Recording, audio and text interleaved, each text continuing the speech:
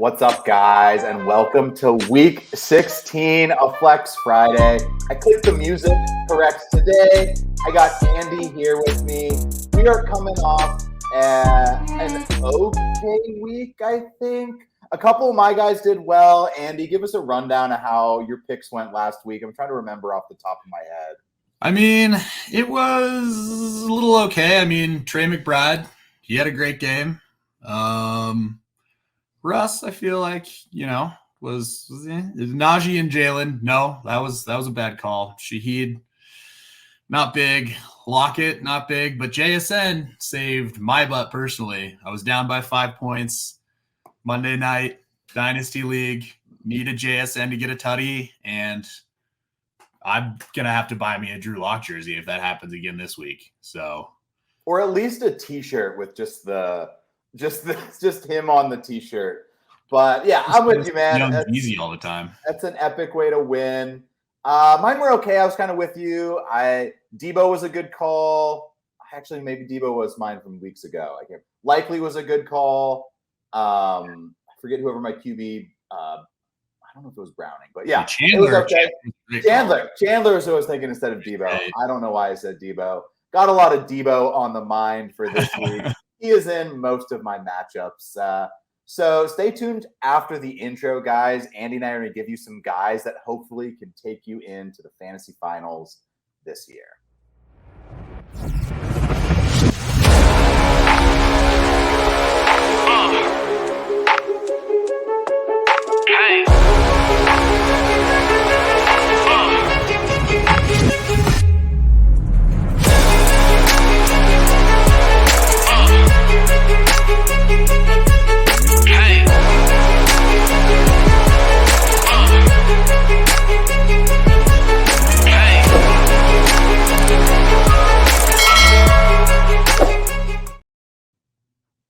Okay, Andy, so get us kicked off with your first flex player. For week 16, most of the time, this is going to be the semifinal matchup for a redraft or a dynasty league. Yeah, so this week I picked two guys who are deeper shots if you're in desperation mode, and one guy who's definitely rostered. So we'll start with him, and that is Garrett WIlson. Now, I was looking at some DVOA data, and most of the stuff on the website is just season long, so took all the stats and averaged it out for the last 6 weeks for a lot of teams just to see how it's been more recently. And the Jets, unfortunately, have the worst passing offense over those 6 weeks. But the good news is the Commanders have the worst passing defense over the last 6 weeks.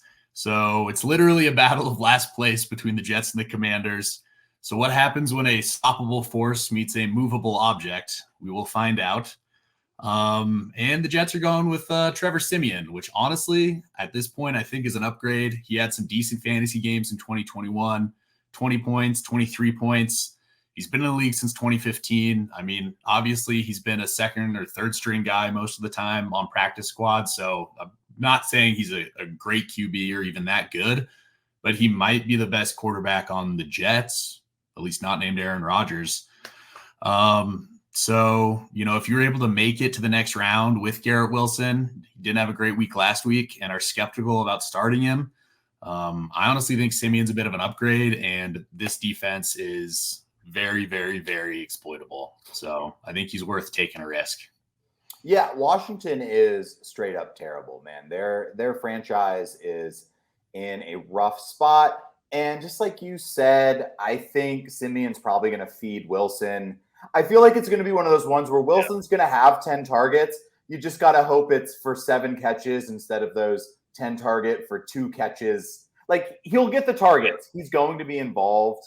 And we'll see. I mean, you definitely could have had a bye and be sticking with Wilson this week, which is probably more likely than you played him last week, and he led you to the semifinals. But this time of year is just getting rough on the quarterbacks we're having to depend on. And my first guy of the week is in a similar situation. That's going to be Noah Brown going up against Cleveland. He has the Minnesota Miracle commander himself, Case Keenum, at the helm. Keenum got the start last week, obviously. Brown 11 targets, 8 catches, 82 yards, and a touchdown. That That was without Nico Collins. Nico could play this week. I think even if he does, he's not 100%.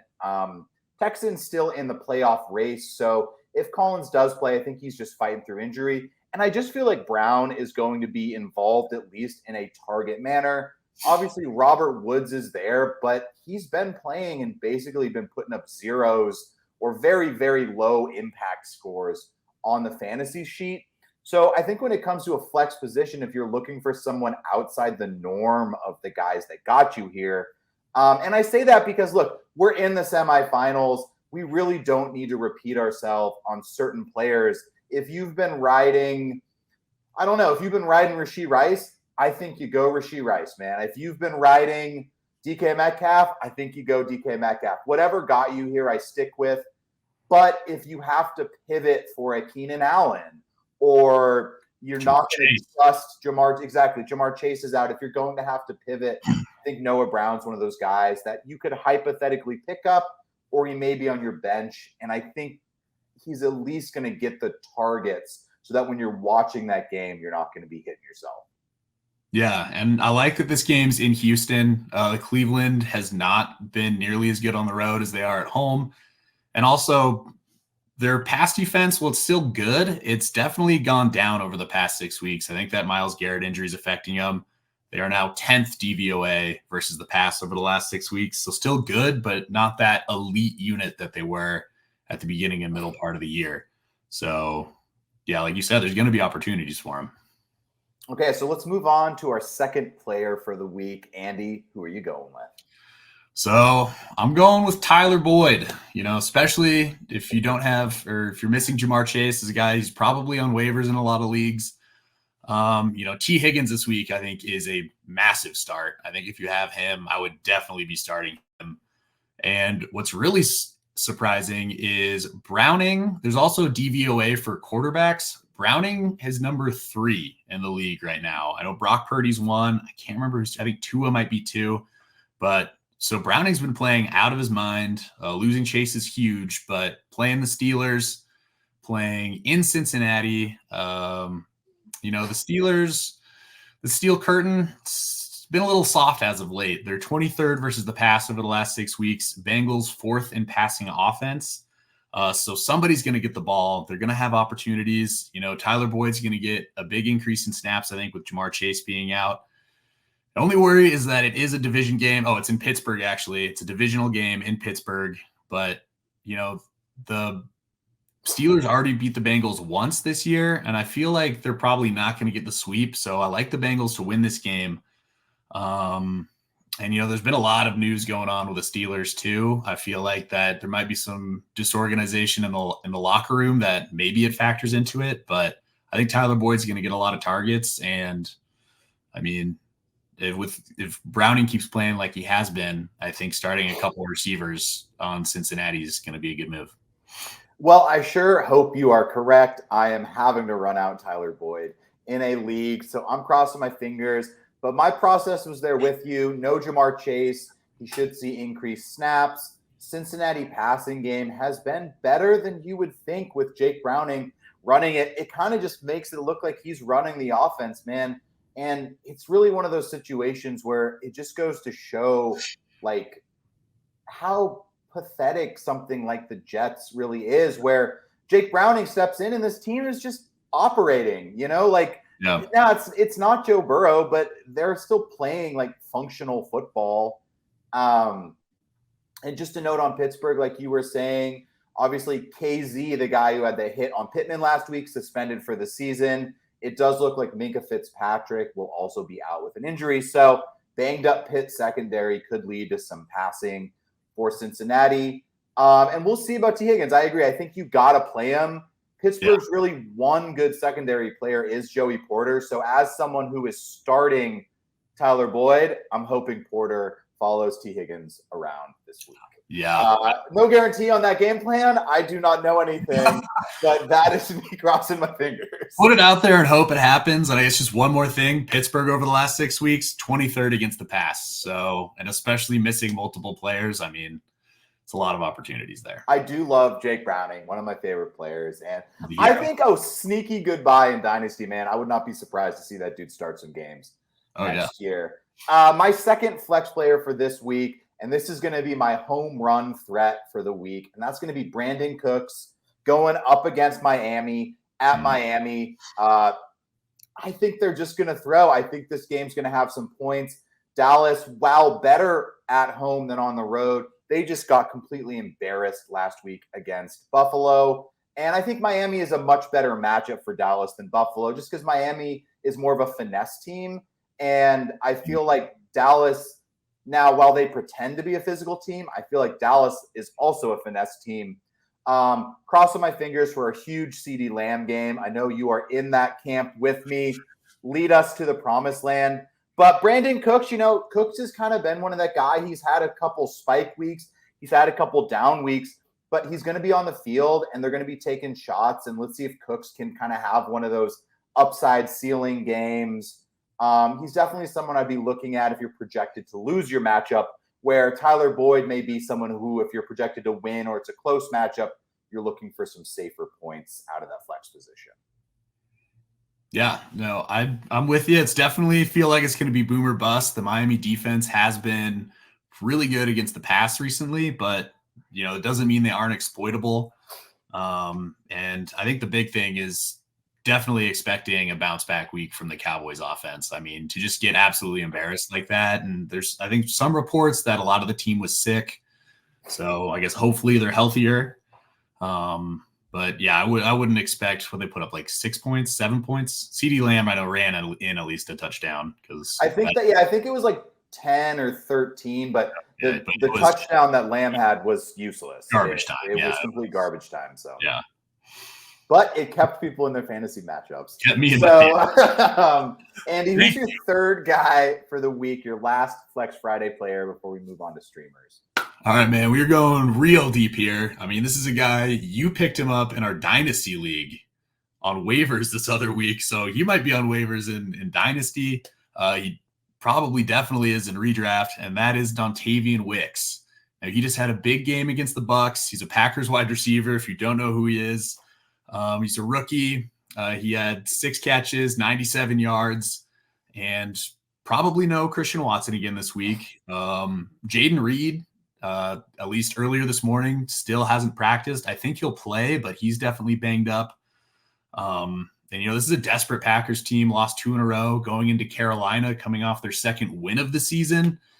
I mean, Packers also second in passing offensive DVOA over the last 6 weeks, which surprised the hell out of me. But I mean, Jordan Love has been playing pretty good for the most part. I think the Kansas City game and the who we played before that, the Lions game have a lot to do with that.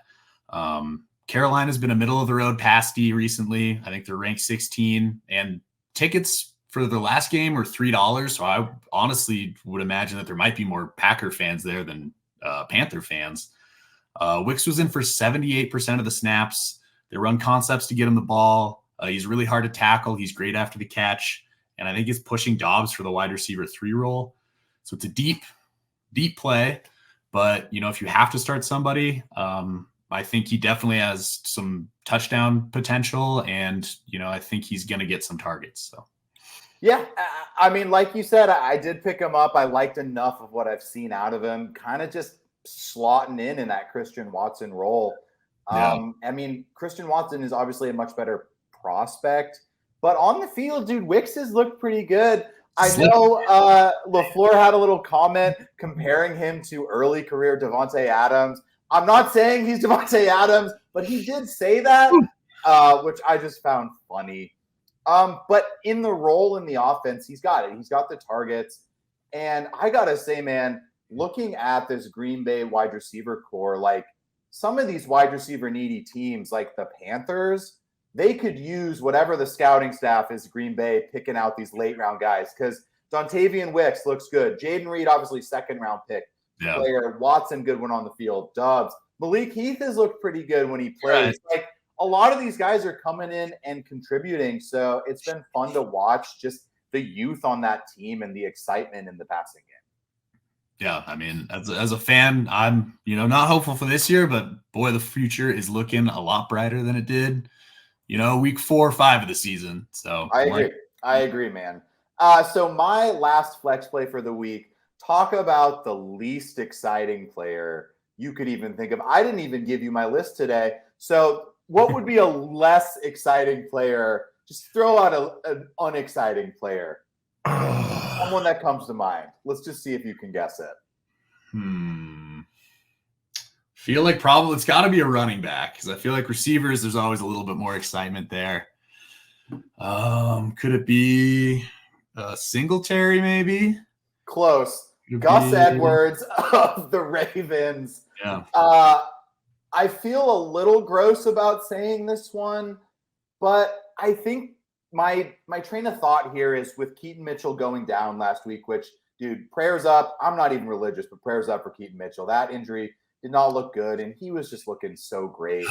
But with no Keaton Mitchell, like Gus Edwards, he's probably going to get about 50% of the snaps, which is kind of where he was at for that big chunk of the middle season where he had, 4 out of 6, he was a top 10 running back. The upside is there in that offense if he gets the red zone touches. And we'll really see what happens with this Monday night game. I could see this thing being 13-10, and I could see it being 35-30. I think the Ravens and the Niners, there's going to be some fun stuff to watch. And with no Keaton Mitchell, Edwards is going to be involved enough that I like the upside and basically just the TD potential that he brings to your flex position. No, yeah, I like the play. I mean, the Ravens, as of late, have been the number 2 rushing offense DVOA. 49ers, number 5 rush defense. So, this is the opposite of the football team Commanders and their plan. So, yeah, I think it's definitely not a sexy pick, like you said, but he's going to have some volume, and he's definitely the goal line guy. I mean, we saw it last week when he got into the end zone. So, yeah, so that's just kind of one. I think if you're getting forced into a corner, or who knows, man, like something that I'm sure a lot of people are going to be with 3 games on Monday is there's going to be a potential that you may have to pivot. There's 3 games. There's some injured players, Pacheco looks like he's going to play, but maybe he doesn't. He hasn't played in a couple weeks, and you just need to be prepared. And maybe being prepared is having Gus Edwards waiting in the wings for Monday Night Football on Christmas Day. So let's move into our streamer section of the show. Andy, let's get us kicked off with your QB for week 16. All right, quarterback. I mean, it's by far one of my favorite personalities in the NFL. Probably the guy that I would like to have a beer the most with in the National Football League, and it's Gardner Minshew. Uncle Rico's been hot. He's been throwing the ball over the mountains these last few games. Michael Pittman cleared concussion protocol, which I really needed, so he's going to be good to go. They get to play the Falcons, and Arthur Smith, at least in my opinion, he's my least favorite head coach, mainly because of what he's done to Bijan, but also losing to the Panthers. Not a good look. Minshew has been top 13 3 out of the last 4 weeks as a quarterback. Falcons have been 24th best versus the pass, and this is very much doesn't have to do with his present situation, but last year, week 16, he was a streamer to fill in for Jalen Hurts, finished his QB5. So maybe he's just got the Christmas spirit. He's got that Christmas magic, and he's going to come in and hopefully be a top 10, top 12 guy this week if you need him. Yeah, I literally I'm just going to say mine, and then we can discuss Gardner Minshew because this is literally a decision I'm having to make. So I think this would be a good conversation. Okay. And I'm going to go Nick Mullins, Minnesota Vikings, going up against Detroit, who are a great matchup for QBs. Oh, yeah. It's just tough. I'm having to decide between Minshew and Mullins in a league. I currently have Mullins in there just because of the defensive matchup, but part of me wants to pivot to Minshew with Pittman playing. It's a tough call. Honestly, I hate the position that I'm in. I don't love it. Oh, they're so close. I mean, you got to love the weapons that Mullen gets to throw to.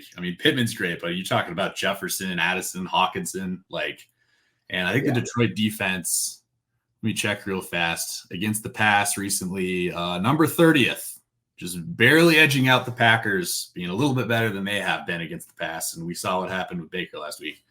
So, yeah, man, that's tough. I feel like Mullins probably has, a little higher upside getting the ball to those receivers, but I feel like Minshew is the better quarterback, in a vacuum. So, yep, yeah, that's kind of where I'm at. Currently, I have Mullins in due to the fact that I have Hawkinson, so I'm kind of just tiebreaker. I'm just tiebreaker stacking it, but I don't love it in a semifinal match where I'm trying to defend my honor and championship in a dynasty league. Rolling out Nick Mullins. Why, Justin Herbert? Why do you have to be at the Chargers? So who's your tight end for Week 16, Andy? All right, this is a guy potentially still on waivers, but he has been real hot the last 2 games. That's Hunter Henry, playing the Broncos. Denver still allowing the most fantasy points to the tight end. Like I said, Hunter Henry's been tight end 2 weeks in a row, 3 touchdowns in those games, but also had 9 targets the last game. But he has been pretty boomer bust all year. I love the matchup, and hopefully maybe this New England offense is figuring out that, we have Demario Douglas, we have Hunter Henry. Those are kind of our best pass catchers by far. And, they can actually score points if you try and get it to him and get it to him in the red zone. So, yeah, the upside's there, just like you said. I mean, the TDs since Zappies took over, he's looking for him in the red zone. Now, they aren't the most amazing plays. They're kind of throw-ups. Like, he's just throwing them up to Henry, but Henry is coming down with them. Yeah. I think you could do a lot worse. So I'm going to go the complete opposite of that, and I'm going to go the safe tight end, and that's going to be Hudson of the Bengals. We kind of already spoke about this Pitt matchup. Both safeties out. Who usually guards the tight end? The safety. Yeah. Hudson hasn't been dominating by any sense, but basically since Hudson started playing again in Week 9, he's been a top 20 tight end in 6 out of 7 weeks. It's nothing crazy, but, he has 4, 6, 4, 4, 4, 2, 5. Those are his catch totals. He's involved in the offense. He hasn't really found the end zone yet, but it could happen, since he's going to throw. So he's kind of just one of those guys where it's, if you have a tight end or you need to play a tight end off the waiver wire and you just want someone that's going to at least get some catches, I think Hudson could be tossed in there. Yeah. I just didn't want to give a name, as I'm sure you were in the same position, where it's like, look, I could name 15 guys I'd play over Hudson. The thing is, those are on every single team. Yeah. So, what Cole Kmet, Evan Ingram, Trey McBride, David Njoku, Isaiah Likely, everyone. I'm playing every one of those players over both of the guys we just spoke about. For sure. But if you're looking for someone and you're looking at that waiver wire or a situation I was in yesterday, my boss's boss goes, Sam, who do I play at tight end, man? and he's like, I had whatever or something. I forgot what he said. And he's like, I was like, let me look at the waiver wire. And you're just like, a hope and a prayer. I don't know, man. It's like, you're like, do you play Cody Parkinson or Hudson? You're like, well, I guess I'm going Hudson. Yeah. I think Jamar Chase being out, there are going to be more opportunities for people. Targets are going somewhere. So it's, definitely plausible. Someone's going to get involved. His way. I would say I'd probably bet on the running backs in that game. Boyd, Higgins. So, good luck to everyone this week in probably what is your semifinal. Yeah. Thanks for tuning in again for Andy and I. We'll still be back again next week to hopefully help you win that championship. And then coming out to this offseason, Andy and I are going to do some fun stuff looking forward, maybe some one-off topics just to kind of stay engaged with fantasy football. So thanks for tuning in for 16 weeks of Flex Friday, and we're going to come at you with one more next week.